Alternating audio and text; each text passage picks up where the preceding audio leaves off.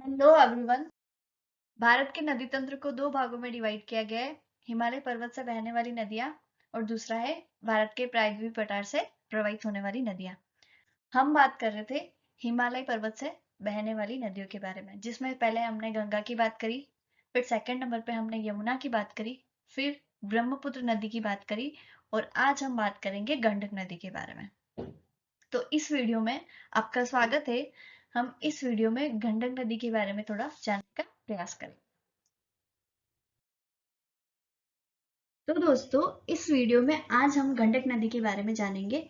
हम जानेंगे गंडक नदी का उद्गम स्थल कहाँ पर है, गंडक नदी की लंबाई कितनी है और गंडक नदी की कौन कौन सी सहायक नदियां हैं जो गंडक नदी को और विशाल और बड़ा बनाती है।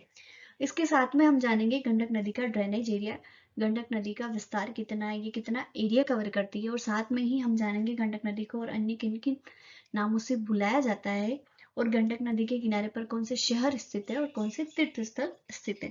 और साथ में हम ये भी जानेंगे कि गंडक नदी के ऊपर कौन से पुल और बांध बने हुए हैं। तो ये सब जानने के लिए आप हमारे साथ लगे रहिए।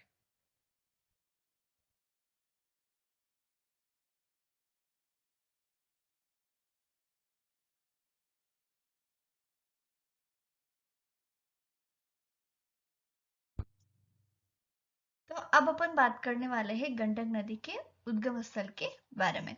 गंडक नदी, जिसे काली गंडकी या नारायणी के नाम से भी जाना जाता है, तिब्बत नेपाल की सीमा के पास हिमालय से निकलने वाली एक सीमा पार नदी है। यह हिमालय की महाभारत पर्वतमाला नगमा घाटी क्षेत्र से निकलती है। यह नेपाल, भारत और बिहार में बहती है।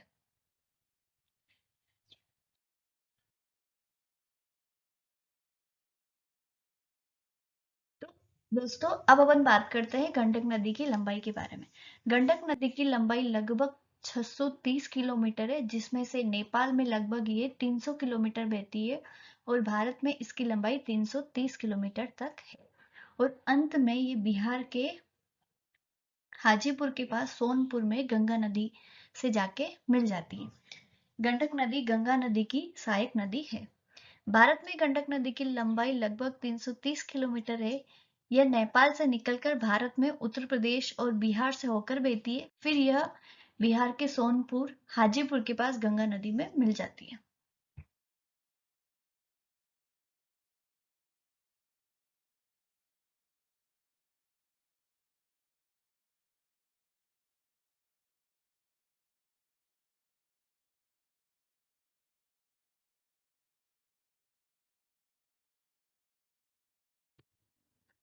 अब अपन बात करते हैं गंडक नदी के ड्रेनेज एरिया के बारे में। गंडक नदी का ड्रेनेज एरिया बहुत ही विस्तृत है, क्योंकि इसका उद्गम नेपाल के हिमालयी पर्वतों से होता है और यह भारत के उत्तर प्रदेश व बिहार से होते हुए गंगा में मिलती है। गंडक नदी का ड्रेनेज एरिया का कुल क्षेत्रफल 46,300 वर्ग किलोमीटर है। इसमें नेपाल में लगभग 36,400 वर्ग किलोमीटर यानी कुल क्षेत्रफल का टोटल 79% नेपाल में है, और भारत में लगभग 9,900 वर्ग किलोमीटर यानी कुल क्षेत्रफल का 21% है। नेपाल हिमालय की महाभारत पर्वतमाला से निकलकर त्रिशूली, काली गंडकी, सेती, मर्मयागदी जैसी सहायक नदियों को समेटते हुए नेपाल का सबसे बड़ा हिस्सा इसका जल ग्रहण क्षेत्र है।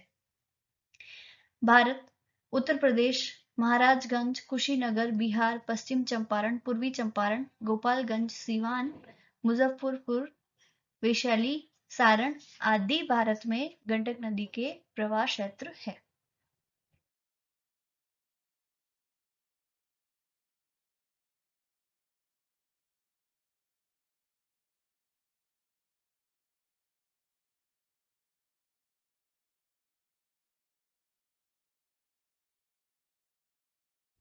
तो अब अपन बात करते हैं गंडक नदी के अन्य नाम। तो गंडक नदी को अलग अलग क्षेत्रों में अलग अलग नामों से जाना जाता है। गंडक नदी के अन्य नाम: नारायणी नदी, नेपाल में प्राय इसी नाम से गंडक नदी को पुकारा जाता है।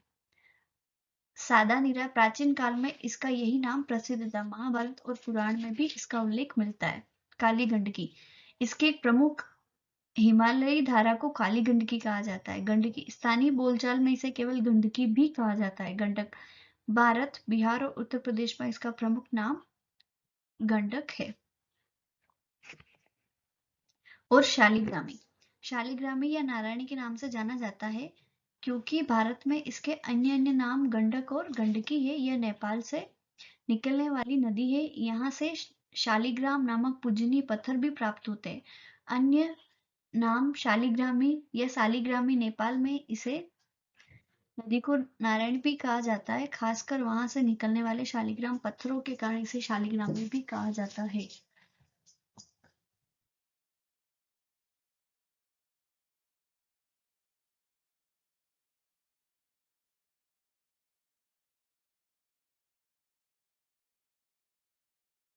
अब अपन बात करते हैं गंडक नदी के किनारे पर स्थित शहर व तीर्थ स्थल के बारे में। हम नेपाल में बात करते हैं तो नेपाल में गंडक नदी के किनारे पोखरा स्थित है जो कि काली गंडकी के धारा के पास स्थित है। फिर नेपाल में चितवन जो कि नारायणी नदी के किनारे पर बसा हुआ एक नेशनल पार्क है। चितवन नेशनल पार्क नेपाल का पहला नेशनल पार्क है जो कि यूनेस्को में शामिल है, जो दक्षिण मध्य नेपाल के तराई तराई क्षेत्र में स्थित है। यह एक जैव विविधता वाला हॉटस्पॉट है जो अपने जंगलों और घास के मैदानों में एक सींग वाले गैंडे और बंगाल टाइगर जैसी लुप्त प्राय प्रजातियों को संरक्षित करता है। भारत में गंडक नदी के किनारे उत्तर प्रदेश, महाराजगंज, कुशीनगर, पोड्रोनो, बिहार, बेतिया, मोतीहार, गोपालगंज, सिवान, मुजफ्फरपुर, हाजीपुर, सोनपुर और छपरा आदि स्थित है।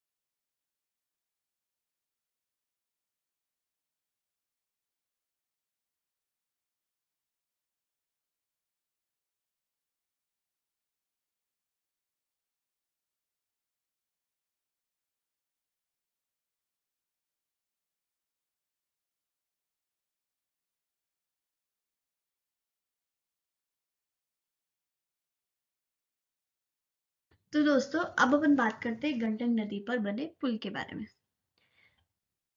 भारत में गंडक नदी पर छापरा हाजीपुर रेल सड़क पुल, जिसे जयप्रकाश नारायण सेतु के नाम से भी जाना जाता है, बिहार के सारण और वैशाली को यह जोड़ने का कार्य करता है।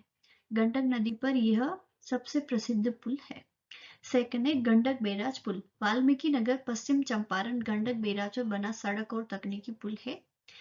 फिर आता है बेतिया बगहा मार्ग पुल, पश्चिम चंपारण जिले में कुशीनगर क्षेत्र में गंडक पर कुछ स्थानीय सड़क पुल बने हुए हैं। अब अपन नेपाल में बात करते हैं कि नेपाल में गंडक नदी के किनारे या गंडक नदी पर कौन कौन से पुल बने हुए हैं। सबसे पहला है नारायणी पुल, भरतपुर चितवन में नवलपरासी को जोड़ता है। नारायणी नदी पर यह सबसे प्रमुख पुल है। सेकंड है गेलती पुल, चितवन जिले में नारायणी की धारा पर अन्य छोटे बड़े सड़क पुल है। त्रिशूली, सेती और काली गंडकी की धाराओं पर बने हुए हैं।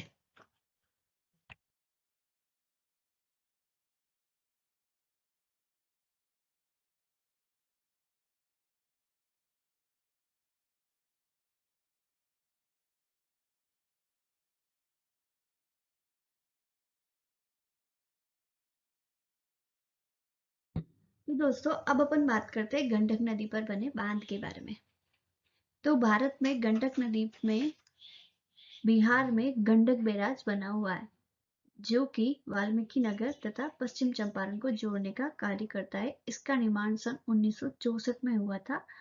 गंडक बैराज के निर्माण का मुख्य उद्देश्य सिंचाई है, व बाढ़ नियंत्रण व जलापूर्ति है।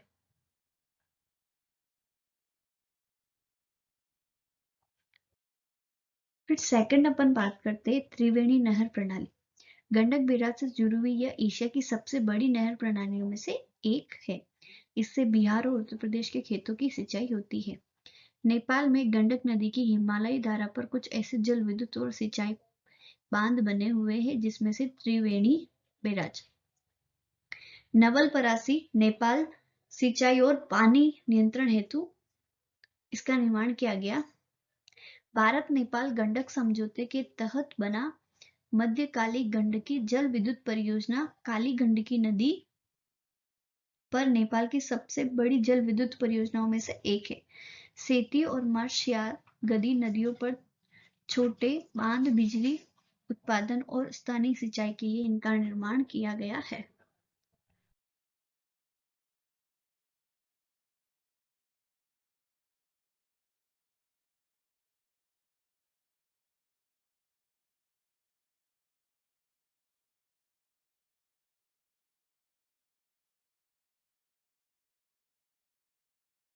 तो एवरीवन, आज हमने गंडक नदी के बारे में जाना।